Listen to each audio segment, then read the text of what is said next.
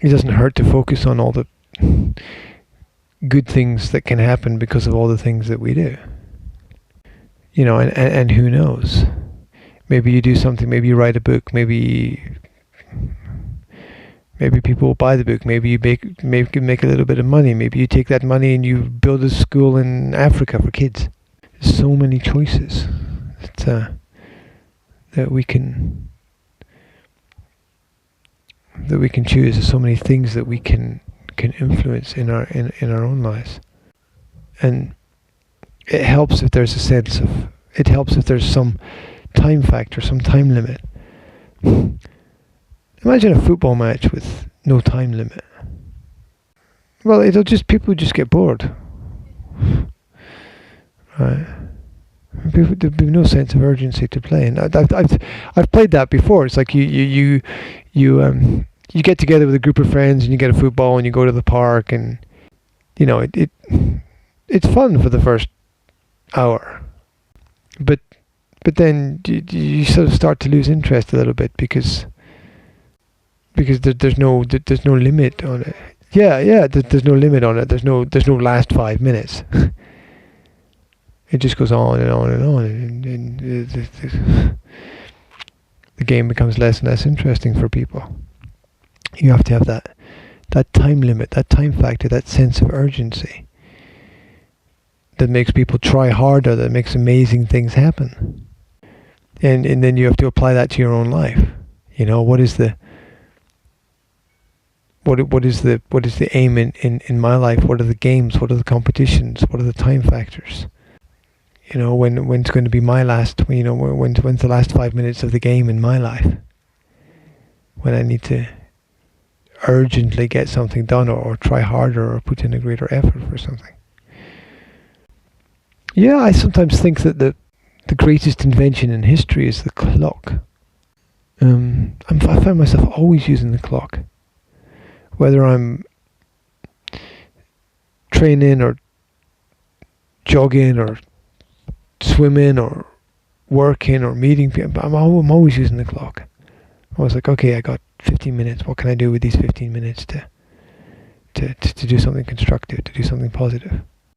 And there was a period of time when I never did that in the past.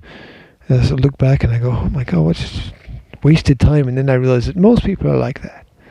Most people don't have sort of planned, constructed time to make their own dreams become realities. So some people are very happy making other people's dreams become realities. That's okay.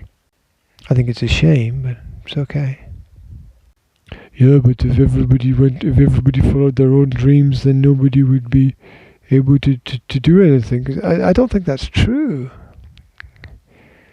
I think if everyone followed their dreams, you'd probably find out that more people would come together to help each other more, rather than having this anger and this jealousy and this resentment that people have within society. Why do they have this and I don't? It's like, why don't you just focus on making your own dreams become a reality, and those who want to come with you will come with you, and those who don't want, and that's it.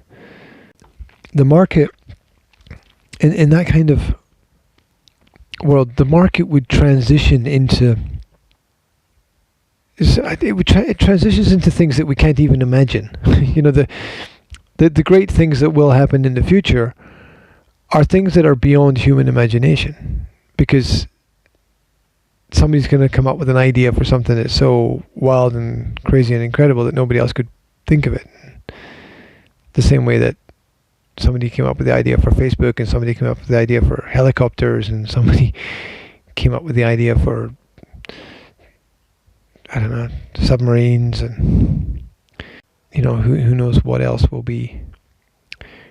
The true understanding of human connectivity and randomness is to realize that we're all connected and we're all close, and that's visible in this room. All of these objects created by all of these people in all of these places, human energy and time and innovation and ideas, none of them made by me.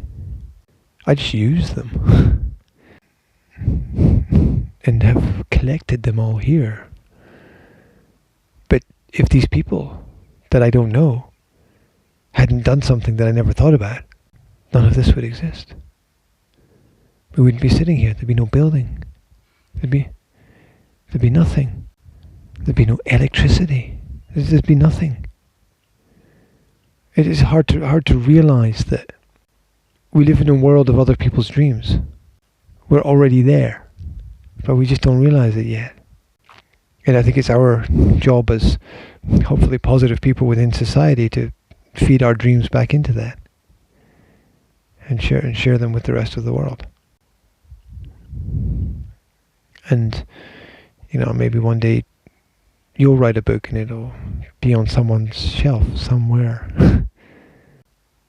Great people are always filled with a sense of urgency. You never meet a person who's great who appears to be lazy or bored. Great people are always charged with the sense of time is limited. Let's do this. Whether it's a business leader like Elon Musk or a politician with some stupid idea, or just a swimmer who wants to break the world record, right? Don't get me wrong. There's a space for, I've done as much as I can do today. Let's take a break and have a rest, and we'll get back to it tomorrow. There's space for that as well. But for the future of humanity, it's necessary that we become better than our parents at whatever our parents are doing. It's just necessary.